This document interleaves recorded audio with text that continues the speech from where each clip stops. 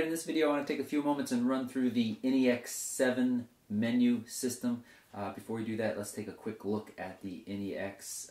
This is a DSLR APS-C size sensor in this smaller body and a 24 megapixel sensor. Initial results that I've seen out of this camera are really good. Very, very nice sensor in there. Right now in this video I want to take a few moments and look through the menu system and talk a little bit about my favorite feature that I've found so far. So let me wake up the camera here. Wakes up from sleep quite quickly. It turns on and is ready to go quite quickly as well. So we are looking at live view here, and it's pointed at some flowers and a Pellegrino. Right now you can see that it looks very fuzzy around some things, and that is because the focus peaking is on. That is these little zebra stripes that appear when the camera believes you have achieved correct focus in that area. And if I change focus, you can, well, actually this is my favorite feature right now. As I start to rotate the manual focus ring on the lens, it zooms automatically for me on a spot that I've already picked, and zooms in so that I can choose that focus. And if I hit this little button, you can see where it's zooming in. Let me just move it over here for a second, right on the star. And now if I start to zoom, sorry, if I half press, and now if I start to focus, it snaps right to that star. You can see that it's out of focus. I'm going to slowly turn it so that it comes into focus, and we should see those little zebra stripes peeking up there to let us know that we are in focus. Let's go a little beyond and back. So that's a neat feature. This camera's also, I've recently posted a video about back button focusing on the T4i. I've talked about that on other cameras before too. This camera has a button right back here set up nicely for that, and you can switch it from back button focusing to exposure lock very easily by just flipping this switch up and down. So right now I'm in manual focus, meaning that when I press the shutter button, it does not try to get focus, but I can still use this button in the back and it will get focus, and I can half press to get my exposure, and I can rotate the dial. So this is all very nifty. I really like that feature in this camera. Let's go through the menu. I'm going to try to do this fairly quickly to you know, not take forever and bore everybody to death. But here we are in the setup menu. Right now I have the kind of menu hints turned on, so if you leave the selection on anything for a moment, the little helpful information about this will pop up, and you can just click to the right to close it. So this your exposure lock, how you achieve that, you hold the button down when it's flipped down. The autofocus, manual focus control, how does that work as well? Let's just go through those. The dial wheel lock, AF illuminator, if in lower light it will shine a little light to help focus. That's nicer than the flash strobe that some cameras offer. Red eye reduction. What you want displayed in the LCD and the viewfinder. Remember, this is a OLED viewfinder as well. There is no optical viewfinder in this. Both the viewfinder and the LCD are of course electronic. How long you want to review your pictures for, whether or not there's grids. Peaking level, that is what I was just talking about. Set to enhance outlines of part in focus with specified color. And you can come down here, and instead of white you can choose red or yellow. I think white's nice and clean. That manual focus assist, that's what I was just talking about a second ago that I really like. When you start to rotate the manual focus ring on the lens, it will automatically jump to a zoom level if you're choosing and help you zoom in. Steady shot, there's IS built into the camera, release without lens, front curtain shutter. A lot of higher end features, and it should be. This is a higher end camera. It's coming in around $1,200, $1,400 depending on lens or not. So it's not a cheap camera, and the feature set reflects that. It has a great amount of features. It even has the AF micro adjusting. This is something you don't see on lower end cameras either.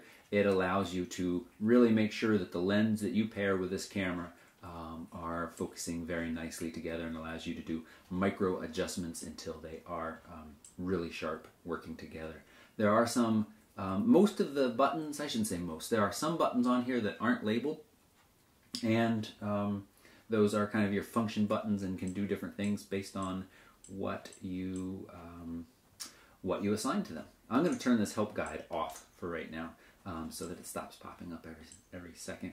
Power safe, brightness, display color, wide image, playback, HDMI resolution, control, USB, cleaning mode, and version. And reset. Formatting is found on here, along with, it sets up, every time I put a new card in, it sets up a little database.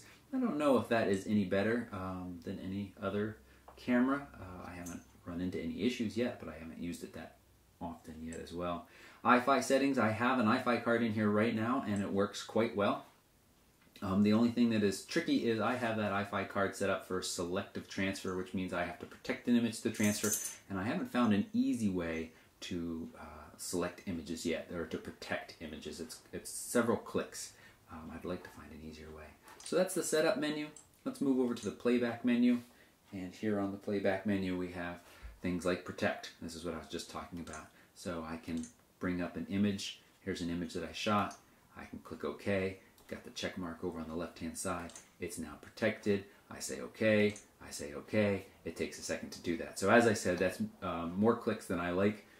On cameras like the 5D Mark III, you can assign a one button protect, and T4i is, with that nice touchscreen, is just 2 clicks to protect as well.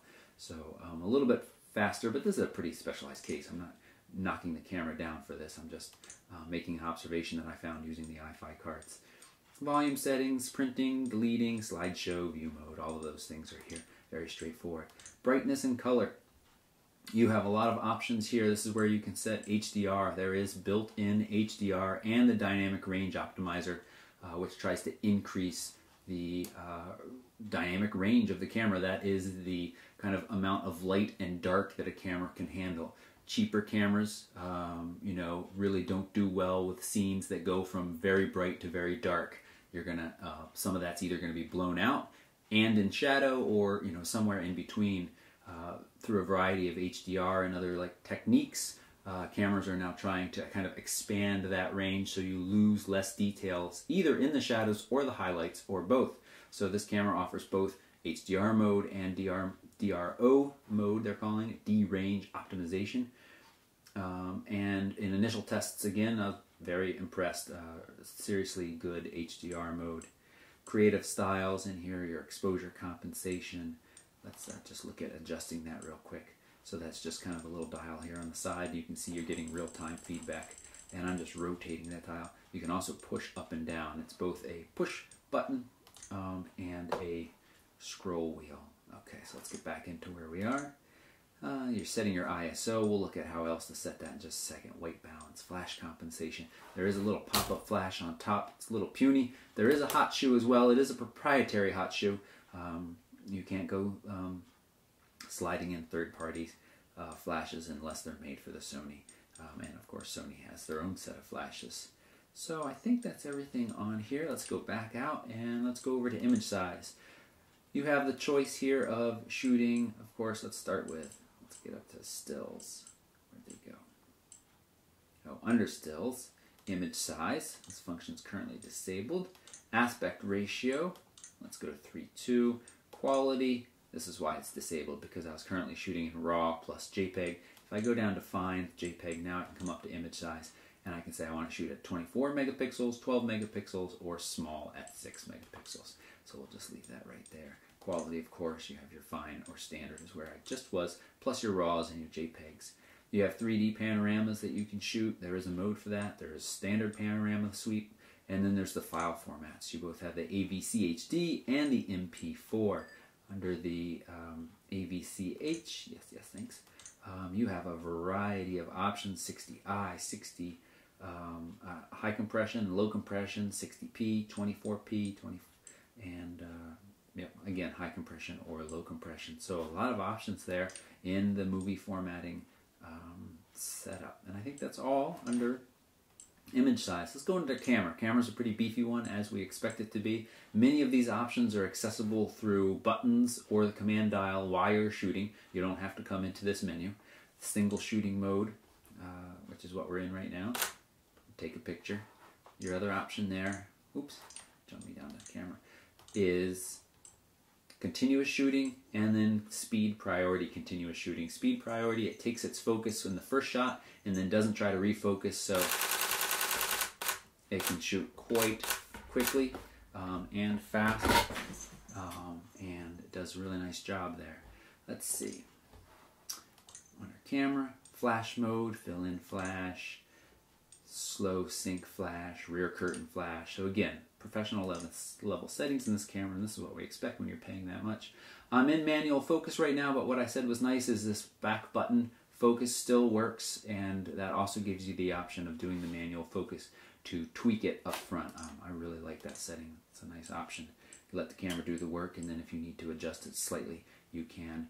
Digital zoom, all the different autofocus modes. If I wasn't in that, we would have those available to us.